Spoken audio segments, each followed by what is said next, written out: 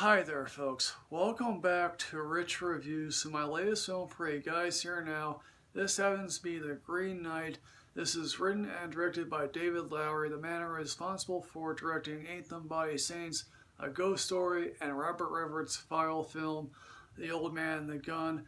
And this is based on the epic poem Sir Gawain and the Green Knight.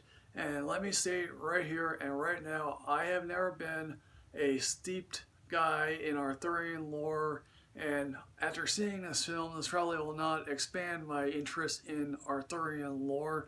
I happen to like the Clive Owen King Arthur film. I know a lot of people don't like that movie. I know a lot of people love Excalibur. This film cheekily opens with, medieval lettering saying, this film is based on the epic poem by Anonymous. So apparently Sir Gawain, played by Dev Patel, is living in Camelot, and so we clearly see what Camelot looks like in these times. Really a city that could use a good upgrade, and King Arthur is aging more or less, and he probably won't be around for very much longer. Obviously there's Guinevere, and so basically at Christmas time, obviously Sir Gawain's mother, and it would be correct to assume Sir Gawain's mother is Morgan Le Fay. Now apparently in the poem, Morgan Le Fay does not have a son, Gawain's not her son, but she is the half-brother of Arthur. Here she's played by an Indian actress. Gawain is in love with a girl. Apparently Alicia Vikander is doing double duty in two different roles in this film.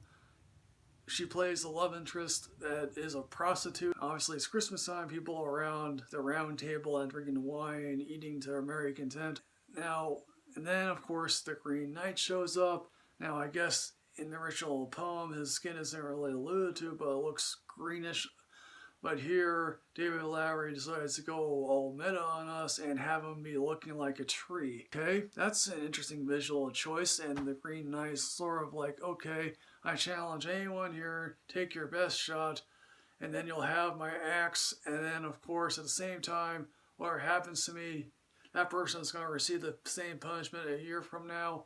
Gawain decides to heed to the challenge. Of course, he decides to lock off his head, which apparently the Green Knight then picks back up, laughs, and then rides out of town. Of course, you have to wonder what was Gawain thinking, but alas, that never goes into it. And I think, quite frankly, there are many allusions to of him being green in this film, because let's face it, he seeks to have honor, he seeks to have adventure, and of course, that's what he's going to get in this particular film. His journey is alluded to in the poem. Here, it's much more fleshed out.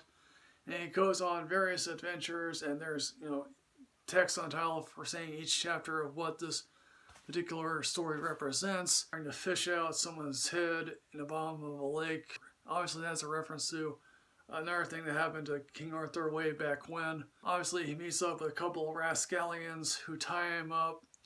And in a moment, previous thing in A Ghost Story, roll around, see Dev Patel's corpse in the woods, then come back around and he's still alive, which obviously is a neat little thing. And then, of course, obviously, is that just playing tricks on our mind? Who knows? Of course, on this journey, he's joined by a cute little fox. And granted, I can't fault the cinematography here. Lately, when it comes to films, I feel like the cinematography is wonderful, even if the story is whacked out insane. And again, I think Dev Patel gives a really good performance. And then, of course, we meet one of the weirdest segments in here is when he goes to a modern day looking castle, I guess. And I guess this apparently is going to be like Wales and stuff. And, he's there, he's in the meeting with Alicia Vikander again. And then Joel Edgerton is the owner of the house, and then he has a mother, I guess, that's cloth over her eyes, which I guess is supposed to represent something, but clearly, if it does, I don't get it. Apparently, people are saying, oh yeah, this film is open-ended, you can interpret it any way you like. I think the ending is completely dry. It is the road less traveled. I think it also sort of explains how travel was back in those days, where it took forever to get from place to place. Again, if you want to read this film, you should. I would probably say so. So folks, in the end, what I'm going to say about The Green Knight, I'm basically enough going to give this a matinee rating, because I think myself, wow, I enjoyed what I saw.